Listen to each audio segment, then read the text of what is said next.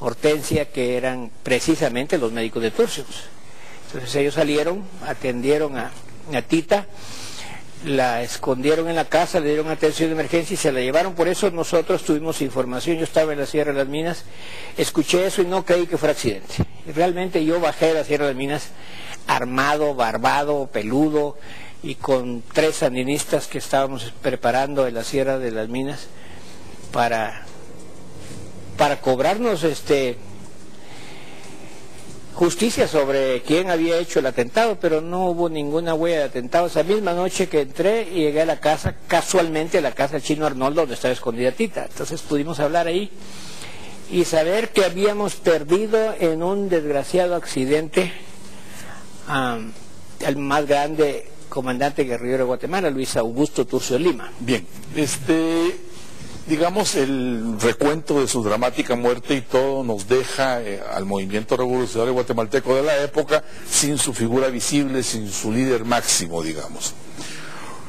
El punto es que aparentemente es contradictorio que un oficial del ejército de la época termine siendo comandante guerrillero de la izquierda revolucionaria guatemalteca. Sí, pues eso ¿Cómo se explicaría ese proceso, César, que arranca, según yo, en el 13 de noviembre como un momento culminante, porque seguramente hay otras influencias, ¿no? Bueno, vamos a ver algunas cosas, algunos elementos de hechos que ocurrían en el país. En primer lugar, había un alto grado de corrupción, desde el presidente, todos los del Ministerio de la Defensa, la Policía Nacional, la Judicial, que era la policía supuestamente secreta, y la Policía de Hacienda. Había varias policías, en todos había un alto grado de corrupción. Había mordidas, había todo eso, había desfalcos, y no estoy hablando de la época presente, estoy hablando del 60, metían preso a un funcionario, lo condenaban a 3 meses o a 3 años y lo sacaban inmediatamente y se pagaba su fianza y se quedaba con millones. La historia se repite, andamos caminando en el mismo lugar. Estamos atascados en el mismo lugar.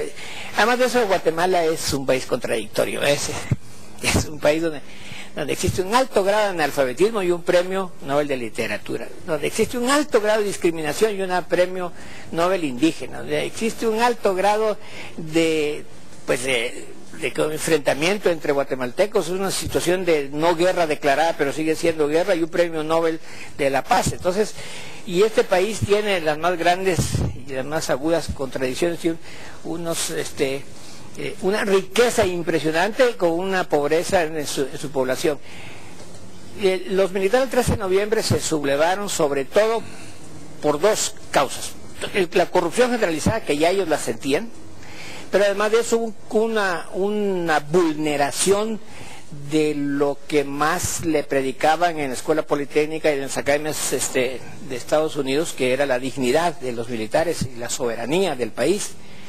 Y la soberanía ha sido vulnerada porque había un ejército extranjero, el ejército norteamericano, en Guatemala, sin conocimiento del país y ni el Congreso ni de nadie, en la finca El Betia, en donde entrenaban a cubanos que los contrataron y eran mercenarios contratados por una operación de la CIA, y se prestó Guatemala para una operación contra Cuba, con la cual se tenía relaciones diplomáticas. Eso indignó a los militares guatemaltecos porque se predicaba la defensa del territorio como la primera razón de existir del ejército de Guatemala, y se permitía la vulneración del territorio nacional con la entrada de aviones, armas, soldados, instructores y todo eso en un proyecto de la CIA. Entonces ellos se indignaron mucho, y entonces había lo que hemos dicho nosotros: 1, sentimientos patrióticos vulnerados; 2, había un sentimiento de honestidad que estaba contra la corrupción; 3, ellos miraban cómo era el reclutamiento forzoso. ¿Quiénes integraban el reclutamiento forzoso del ejército? Eran indígenas, analfabetos la mayor parte,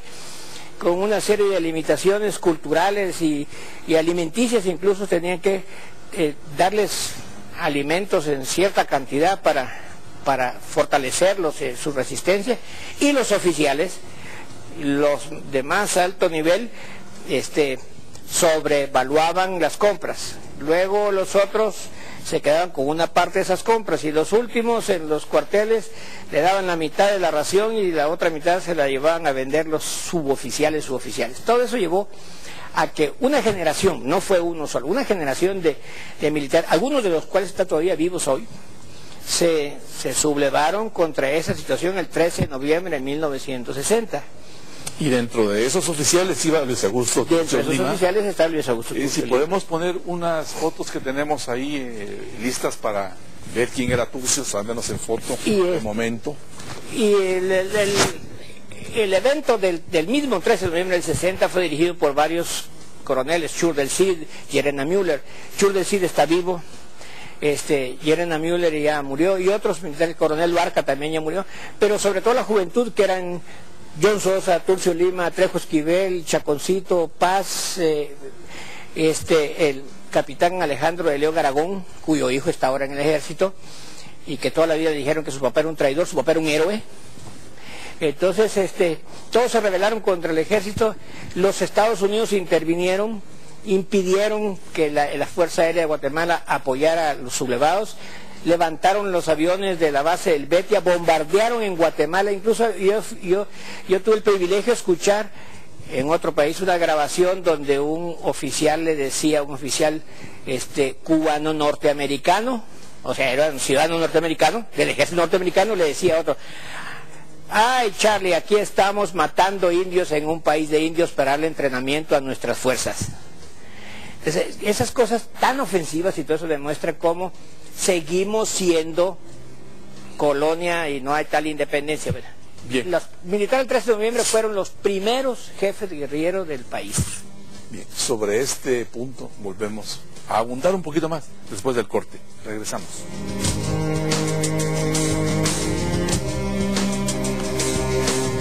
Bien, estamos de vuelta a este programa. Buenos días, buenas noches. Resulta que en el 13 de noviembre se alzan contra el gobierno, contra un conjunto de oficiales: Luis Turcios, Luis Trejo, Marco Antonio John Sosa, Augusto Loarca, Alejandro de León, muchos más, que tenían en común ser oficiales entrenados en contraguerrilla por Estados Unidos. Y ellos son los que se alzan contra el gobierno corrupto de Dígoras Fuentes. Sí, ¿Qué pasa con eso, César? Es que, digamos, se les inculcó en la Escuela Politécnica, en la Academia, honor, lealtad, justicia, deber, todos los valores que se tratan de instaurar en la Escuela Politécnica. Y luego van John Sosa fue a Fort Gulick, Panamá, a recibir entrenamiento de Ranger en la jungla, lucha en la jungla y artillería. Es decir, Caibil. Sí, es decir, en esa época Caibil, pues el equivalente. Y luego el grado más alto en Estados Unidos en esa época era el Ranger. Entonces se fueron a estudiar en Fort Bragg, Carolina del Norte, el resto de suboficiales, que eran Turcios, Trejo, Chaconcito, todos ellos. Se fueron a estudiar en Estados Unidos lucha contra guerrillas, estrategia de guerra irregular, y es estrategia de lucha contra los irregulares, ¿verdad? Contra insurgencia.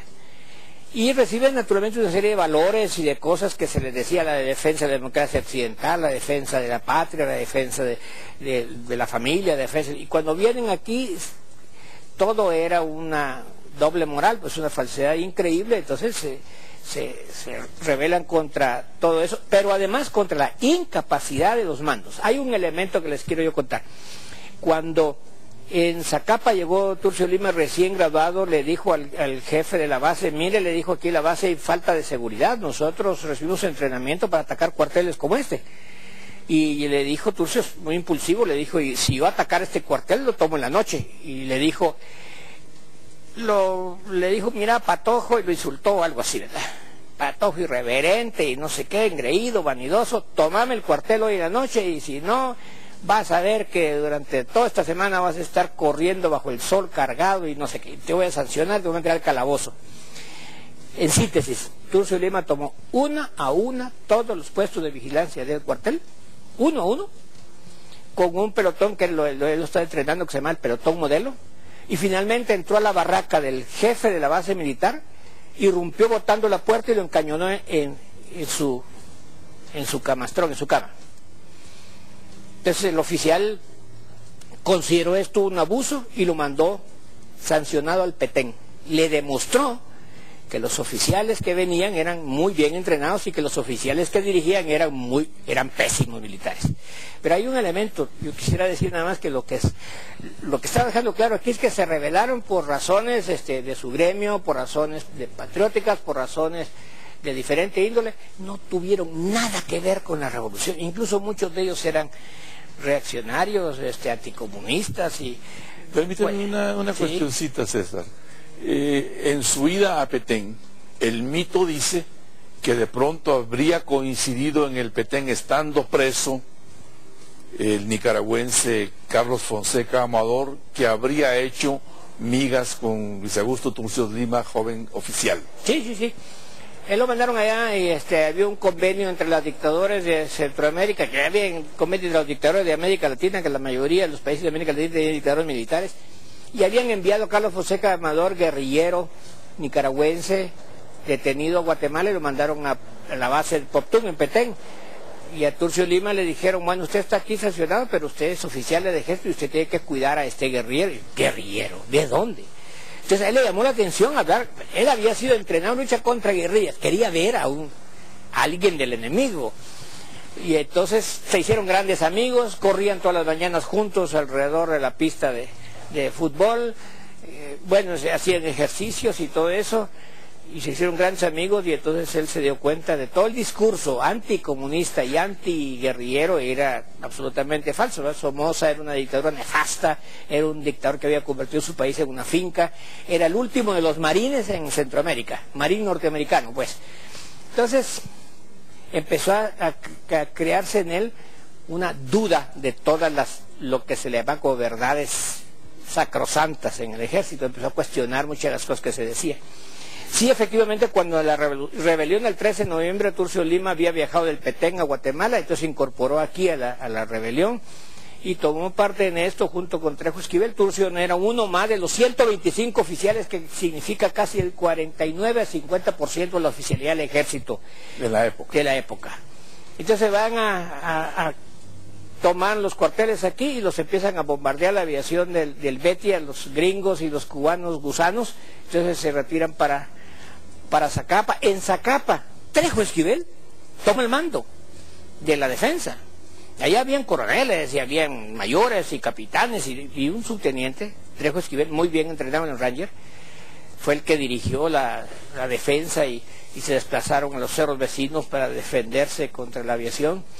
Y otro militar de los Rangers estuvo en Puerto Barrio defendiendo la plaza, y finalmente pues son derrotados. Entonces cuando regresan en el año siguiente, en el 61, empiezan acciones en donde John Sosa tenía conocimiento de la gente que era Quiriguá, que era la zona de Izabal, atacan algunos cuarteles, y los ataques de esa época eran un poco como con guante blanco, o sea, se comunicaban con el jefe de la base y le decían, mira, Cuas, aquí estoy yo, que te tendrás que rebelar contra ese gobierno que está podrido y todo. Entonces, no me vayas a tomar la plaza, porque luego después, no, te vamos a respetar la vida. Y luego llegaban y atacaban, era medio entre militares. Un combate, digamos, pactado. Pactado, sí. Cuando alguien no se rendía, pues se lo atacaban, con todo el respeto de la caballerosidad militar. Cuando alguno de los militares en una base no se rendía, lo atacaban. Cuando otro se rindió, pues entonces tomaron las armas y respetaron la vida, y si no se quiso integrar, lo dejaron. Entonces ese era más o menos el tipo de acciones militares que ellos desarrollaban en el 61, y a lo largo de ese año hubo un gran fraude político y quedó el presidente que no ganó las elecciones, quedó de presidente. Entonces se rebeló la gente, la población civil, y hubo una gran insurrección que empezó en noviembre, diciembre, y se reactiva en enero, febrero, y la cúspide de esos movimientos se llama marzo y abril.